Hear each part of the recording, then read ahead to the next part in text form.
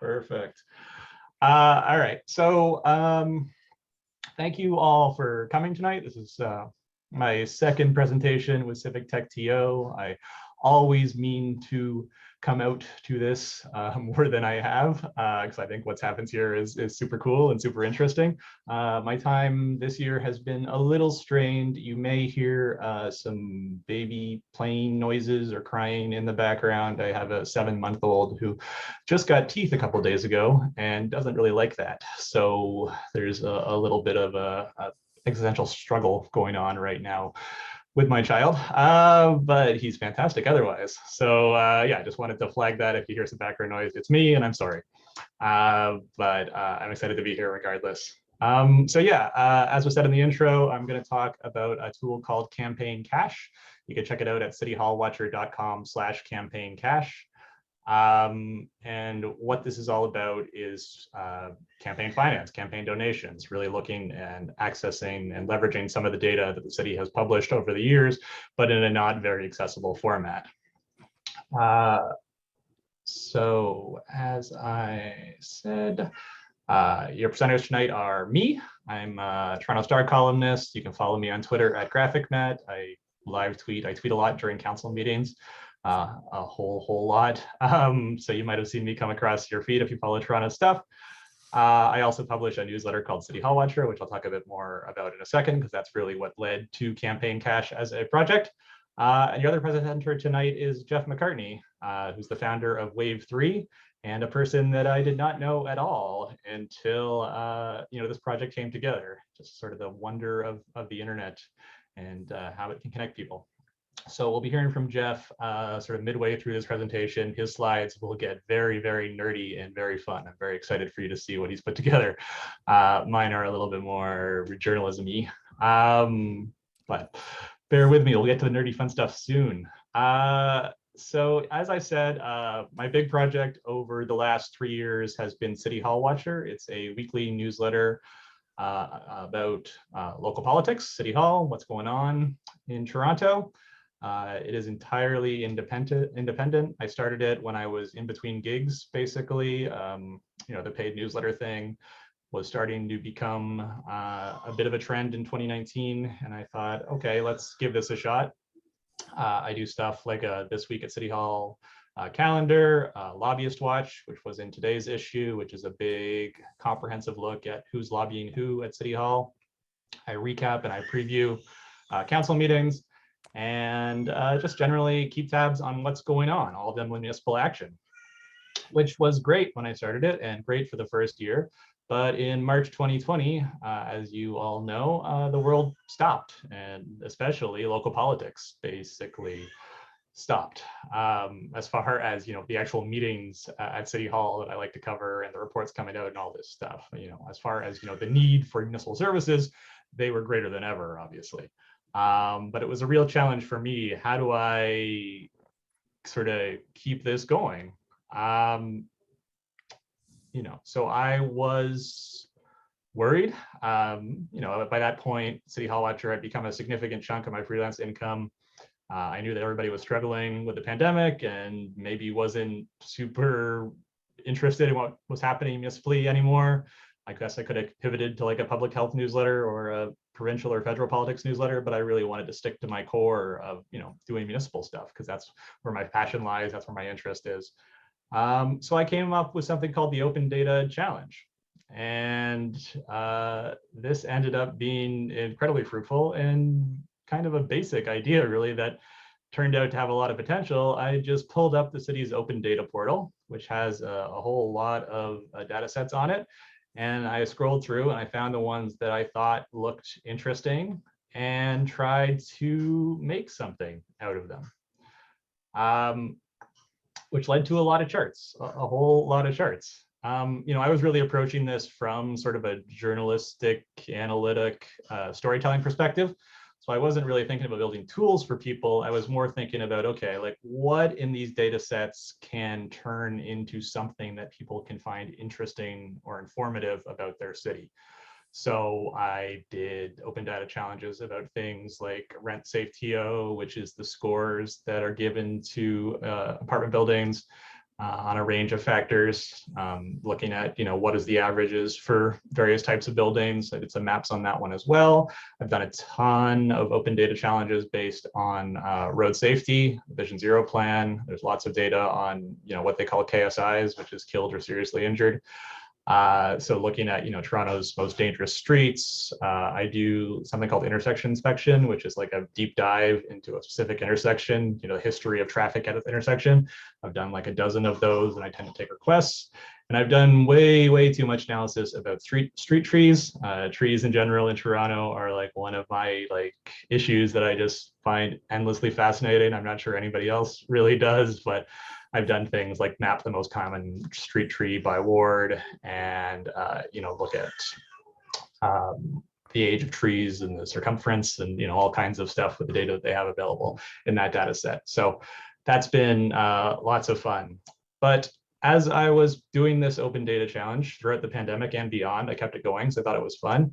I really sort of realized I had like a white whale, one challenge that I wanted to give myself to do something with an open data set, or in this case, multiple open data sets, that I really couldn't quite get my head around for a long time. I knew, campaign donations, campaign contributions are incredibly important for how City Hall gets shaped, because, the people who get elected are generally the people who have the best funding, or some of the best funding. It is very challenging to launch a bid for council if you don't have money at the ready. It is even harder, I would say impossible, to become mayor of Toronto if you don't spend the campaign limit, which is around $2 million, I believe. It was last time anyway, it might be higher this time. But, because of how this works, we don't get data on who donates until after elections. It comes up in these formats on the open data portal that are a bit of a challenge to comb through. The city does have a searchable tool, but it is like per election only, and it's not the easiest to search unless you really know what you're looking for. So I wanted to really do something more comprehensive. Like, let's take all of the data we have, which goes all the way back to 2006, combine it and see who's donated the most, who's received the most donations, do some sort of maps covering all of these elections that we have data for. I thought there would be a whole lot I could do with it, but doing it ended up being a heck of a challenge, just because these 4 data sets had some inconsistencies in terms of formats. It wasn't as simple as just sort of combining them all with a script. It was some stuff I had to do by hand to massage out some of the inconsistencies. And I'm not a programmer, so I was doing all of this in Excel, which is not the best tool for this, but you know what, I got it done. City Hall Watcher number 150 last fall included a whole lot of campaign analysis. It's a free issue. I think if you Google it, it should come up. I'll drop a link as well. But I was able to do things like map Toronto's campaign donations by postal code area from 2006 to 2018, which is not surprising, but it's interesting that the map is basically the same as, per capita income, basically, in the city. That center of the city is really like the locus of power politically, and that has knock-on effects about how decisions are made at City Hall, how council votes, those kinds of things. The little dark blue spot you see over here in Etobicoke is actually because that's where Rob and Doug Ford live, and they self-funded their campaigns to a huge amount, especially Doug Ford's 2014 campaign. So Doug Ford is actually, I think, the biggest donor to any municipal campaigns in the data set. So that's why that little one area pops up over there. But I was able to do some other cool stuff too, really combining the work I do looking at lobbyists with this data to figure out who likely had the highest percentage of donors from lobbyists. Percentage self-funded was also something I could do. And average donations per campaign if they run multiple times, that kind of things. So it was super fun. I think worth doing. I got some really good feedback from the issue. But at the end of it, I was left with a problem. One of the biggest one is that I had this Excel file that you can see there was nearly 800 megabytes in size. Open internet was a challenge in itself. Actually, sort of running formulas on the data, trying to get stuff out of it was not easy. It was painful to work with, basically. So I thought, to heck with it. I love my City Hall Watcher readers. I know some of them are here tonight. I know they're very smart people. And I was wondering, is there somebody out there that could take this and do something more accessible with it? Really, the dream was turn it into a database. So you can see here at the end of the issue, I said, if you think you can help, please don't hesitate to get in touch. It would be cool to make this into some sort of database tool ahead of election day. And soon after, I got an email from Jeff saying he appreciate this. He liked the data breakdown. And he said he could help me convert the data into a proper database if no one else has offered already. And wouldn't you know it, I gave Jeff the giant Excel file. He went away with it and came back with this tool we call a campaign cache, which is a searchable database that allows you to sort of search through 4 elections worth of data, various ways. He really just delivered it to me, and I uploaded it and added these emojis at the top, which I thought were fun. But it was a really nice piece of work by Jeff. So I think it's cool that he gets to be here tonight to sort of walk you through some of the nuts and bolts. So with that, I'm going to hand it over to Jeff McCartney. Thanks, Matt. Love the emojis, by the way. Really, wouldn't be the same tool without them. So like Matt said, we had this massive, huge pile of data to sift through.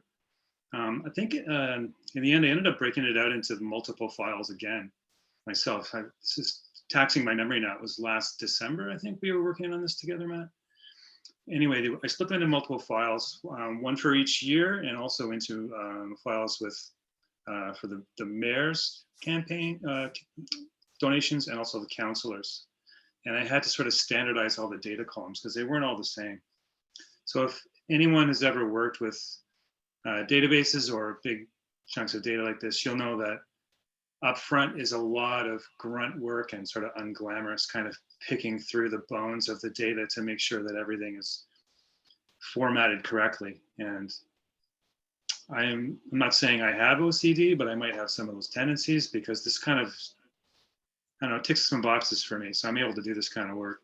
And it took me a while to get through it all, but I finally got it into a cleaned up format. I converted it all into a CSV file because Excel files are not, you can't import these into a database, of course. And it took like multiple iterations before I finally had a nice clean file to import. So the end result of that was one master table. It had about 76,000 rows of data in it. And it was all still sitting on my local machine, my MacBook. So I did it all on that. So my next step from there was to build a front end, a user interface. So can we go to the next slide?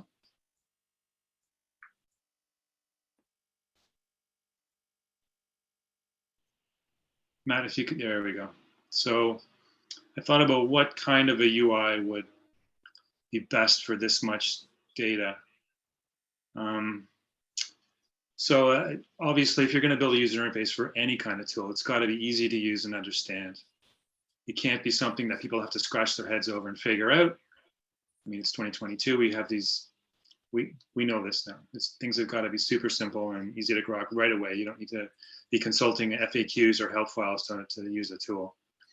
So what I wanted to do was give users the ability to perform queries against the data, like real powerful queries, but without having to know structured query language or SQL. So I used free open source tools, all the ones that anyone who's ever done any web development is probably super familiar with. So PHP, MySQL, Bootstrap for the front end, Bootstrap 3 in fact, jQuery was part of it, and good old HTML and CSS. So if you're wondering why I use those tools, part of it was basically because I knew I'd be handing this over to Matt, and I didn't know who else was going to be working on this in the future. So I wasn't going to use any proprietary tools that had to be paid for or were hard to find or hard to get. I wanted it to be something that, you know, every developer would be familiar with. Could look at the code and go, okay, I know what's going on here. So I can make changes to this. So for instance, Mac OS comes, preloaded with PHP and Apache web server. So that's ready to go. Apache's free anyway, so is PHP if you don't have a Mac. MySQL is free and easy to set up. Bootstrap also free. It's a fantastic tool if you haven't used it. And jQuery is also free, and it's still, I use it a lot in my development because I know it, and because kind of put all those new JavaScript frameworks that seem to pop up weekly nowadays. I sort of put them on hold for now. I just go with what I know when I'm building stuff, and I think that's kind of an approach that's served me well up to this point. You may know other frameworks and like them better, like React or Vue or any of those, but I don't use any of those, not yet anyway. If anyone has any questions, just shout them out, and feel free to interrupt me. So the next thing was, okay, so how do I do this? What's the logic behind this tool? So I'm thinking, okay, crawling through 76,000 rows every time you do a query is going to be slow and unresponsive. So what I did was I broke it into 2 steps. So the first one was to query the database using a few basic parameters, like, okay, what year do you want? Which office are you looking for, mayor, councillor, or both? So I had 4 different search fields. You could look for candidates, you could look for contributors, you could search by postal code or by ward, if you knew what the ward was. And then finally, a search term, a free form sort of search term that you could put in to combine all these. So most of the searches, people are looking for some specific stuff. They want to know what's going on in their area or with a particular councillor or the mayor or whatever. So they're not going to involve the entire 76,000 rows of data. So that sped things up a little bit. So once that query had been made, then I put it into a jQuery data table. These things are amazing. You've probably seen these all over the web. Basically, it's a tabular data format that allows you to reorder the rows. It allows you to display as many or as few rows as you want, and you can search it. And it's instantaneous because all the data is now sitting on client side. So it's super quick. It loads all your results into a table and then just uses basically JavaScript to reorder things. So the drill down is like super quick. Okay, next slide.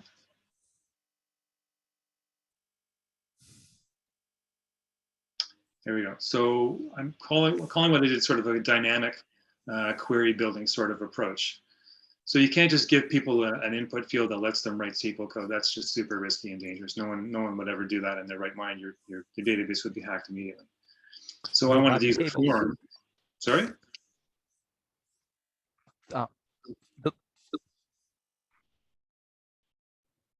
I believe that was a Bobby Tables joke, which if you're a particular kind of nerd, little Bobby Tables from XKCD about freeform SQL.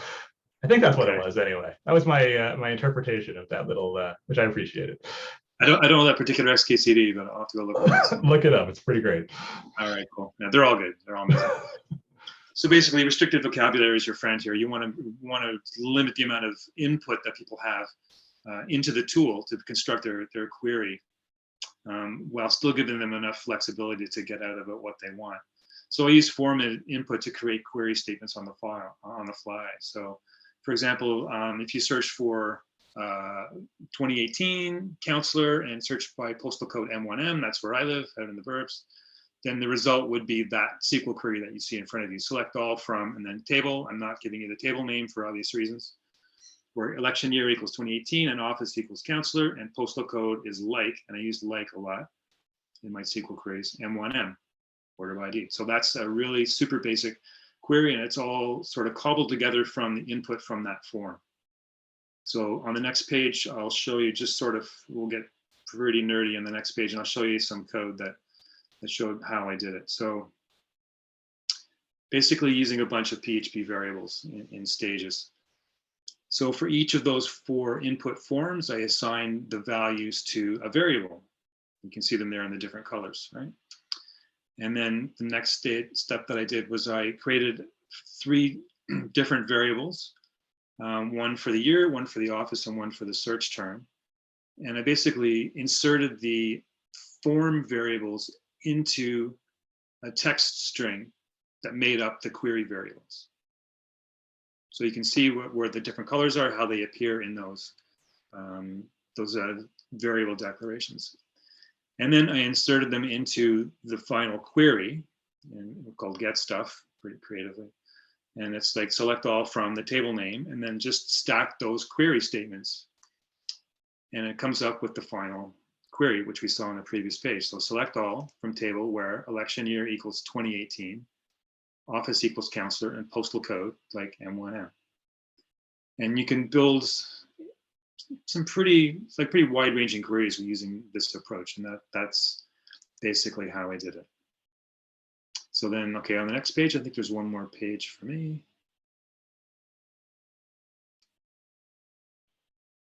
There we go. So that is my initial query, and then I basically just looped over the results and threw them into this jQuery data table. So it could be, I think this one it says 112 entries. So that's a pretty quick query. Some of them are a lot more. I mean, if you wanted to search for all the years for all the donations to the mayor, then that's going to be a lot more data, and that would take a little longer to load this table. But the good news is, because this is all on the client side, any further filtering or searching or whatever is instantaneous. It happens right away, and that speeds things up considerably. And if I'm not mistaken, I think that's my last slide. Yep, that is your last slide. So thank you, Jeff.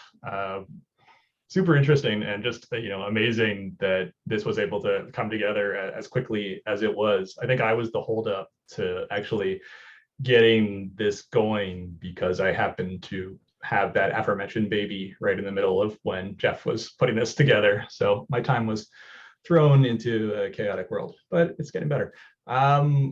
So yeah, I mean, this ended up being something that I published in City Hall Watcher, I believe, in March of this year. I got some, again, really interesting and fascinating feedback from it. Heard from lots of people, including Gabe, who invited us to come out here and share with all of you, which I was really excited to do, not just because I like this venue, but also because I know this is a place where cool things can happen and start happening.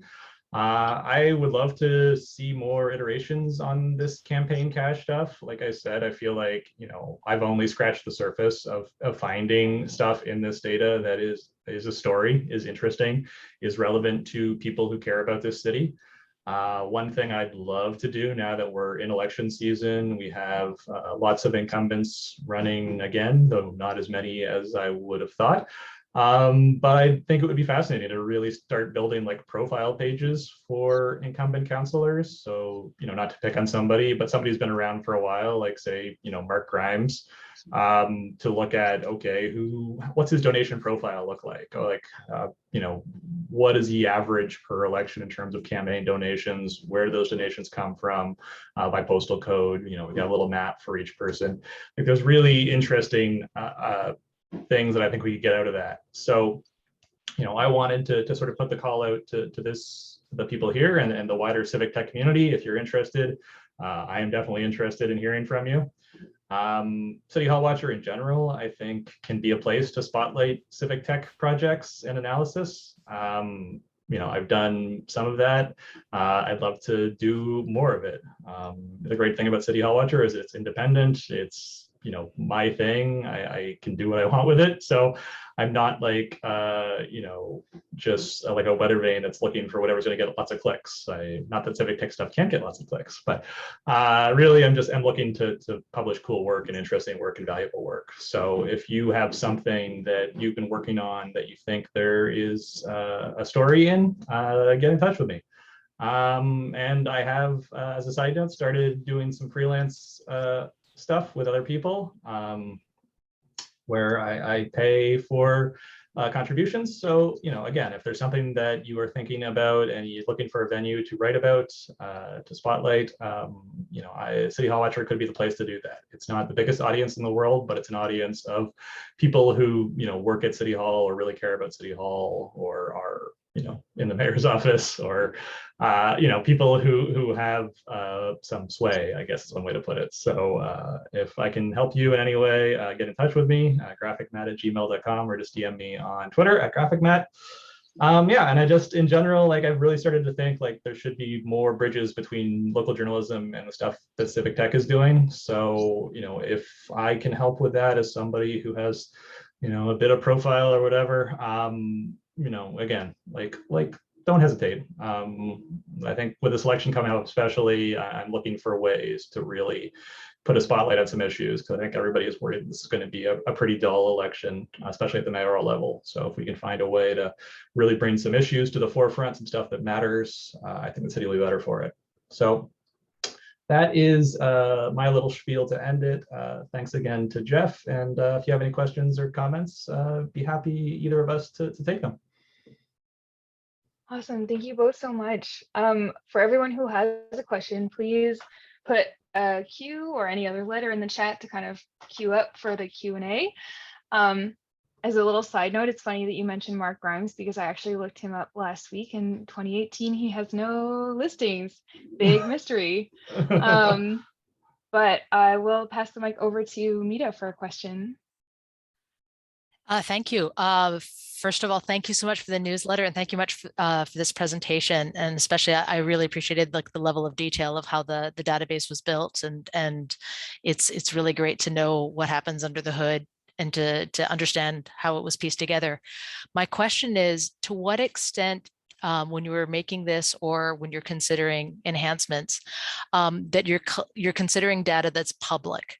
Because I have.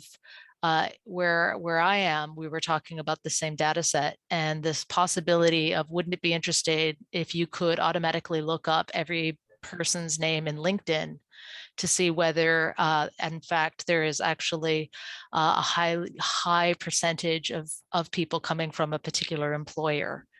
That's probably possible. That's probably not possible for free. And I'm not advocating for it. Like there's a difference between working with public data versus, going off and buying some access to extra data. And in your own role, how do you see these sort of, what do you think about that, I guess? Yeah, I mean, it's a really good question. And it's one, like when I published the campaign cache tool, I got some feedback from somebody that thought, the data that was there was too personally identifying with the postal codes and all that stuff. And, my thought as somebody who comes at this from more of like a journalism angle was, well, it's not the data that I collected, it's data that City collected and then published. I'm just finding a way to make it more accessible to people. But it's not feedback I took lightly because I don't want to be in the business of publishing information that could be used in ways that would be unsavory or, violate privacy in certain ways. So it's something that I'm keeping at the top of my mind and would really appreciate. I'm not an expert on this, so it's something I plan to consult with other people who are experts on this and make sure before we do anything that would be an extension of this to make sure that we're not crossing any lines in that way. I do think your idea of, seeing if there's a way to sort of leverage LinkedIn to find out, is there a whole bunch of donors that all work for the same company is, fascinating. Because if it came out that, a consulting firm that works for the city and gets big contracts also happen to have employees donated lots of money to a candidate or candidates, that to me, in my mind, would be a news story. But I think in that case, what I would be looking at, is there a way that I could, have that analysis done or do that analysis? And then I would think very carefully about when I publish it, how do I disaggregate it so it can't sort of be, pushed right back to individuals. So I think there's sort of the two tracks on this. There's the data that is accessible via the tool where people can build their own queries. And then there is data that, I might publish a broad analysis on, some charts, some maps or whatever, but not make available at a granular level through the searchable database. But for me, this feels a little bit like uncharted territory. So it is something that I would very much like to, hear from others on who are experts in this field. I don't know if anyone's worked with LinkedIn, if they have like a public API that could be used to acquire some of this data. And I haven't. I don't use LinkedIn very much. And I kind of doubt that they would be super forthcoming with allowing people to scrape their data that way. I'm not a hacker, quote unquote. Some other people may know ways around this and be able to find this information. So, but be careful. Thanks. And Ushnish. Yeah, so I think LinkedIn does allow some limited access to researchers under very strict conditions, right? Anyway, so nice to see you guys both on screen. I follow City Hall Watcher avidly. So my question is, do you see like a change over time in the mix of donors? Like, is it shifting from developers to tech companies? Like, I see the news and I see like New Orleans bans facial recognition and then reverses the ban. And I'm wondering if that's a lot of tech lobbying behind in the background. Yeah. Yeah, I was interested in ways to figure out if there was, a lot of tech lobbying, especially in the 2014 election when Uber was in the city but not yet regulated. That to me was, such a big issue with lots of money at stake. So I was curious to see if I could find ways to connect the data to that issue or other tech issues. Airbnb was another big one. I can't really. There's so many ways that because corporations aren't allowed to donate under the city rules, so it has to be individuals. So you'll see things like, 4 people with the same name who live at the same household all donated the max of $2,500. And, maybe that happened organically, but in a lot of cases, you'd sort of think, okay, that's probably somebody who's donating $10,000 and just splitting it up amongst their family members. But you have to be careful making assumptions like that. But as far as linking it to the tech side, that has been something I'd love to actually do some analysis on. The LinkedIn stuff could really help with that if we could find ways to sort of link employment to donations. But the development stuff, developers are still, as far as I can tell, the biggest donors, and they don't go to great lengths to conceal that. There are some, very prominent developer names in this city, and if you search the database for those names, you will find many donations from many family members that have that same name. And those seem to be, based on my experience covering City Hall, the donations that have the greatest sway in terms of how things are voted on and how issues are decided. So in Toronto, from what I can tell, based on the data that I can really sink my teeth into, it's still very skewed towards developers, but looking more at the tech angle, the big tech angle would be something that I would love to do with this data.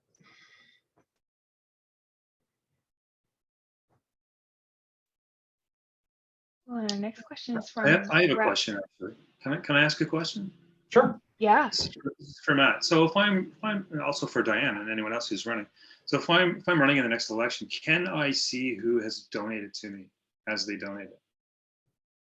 I don't think you can use like the city tools to see who donates, but you would because the way it works is candidates report donations. They have a deadline and they have to report all their donations. So theoretically, the candidates are tracking all of their donations as the election goes on. I'd be interested to hear from somebody who's actually run how that process works, but that's my understanding of it. Yeah, it would be interesting if that was like a blind donation so that candidates could not tell who was donating to. No, we have in our accountability, we have to upload the every donation we receive over $100, and it has to be registered before we can use it and spend it. Actually, I shouldn't say before we use it and spend it. We can do that, but we have to make sure that we do it by the end of the reporting period. So there's not a lot of leeway, I guess, in terms of taking money without accounting it. There would have to be a lot of $99 donations otherwise for it to be blind.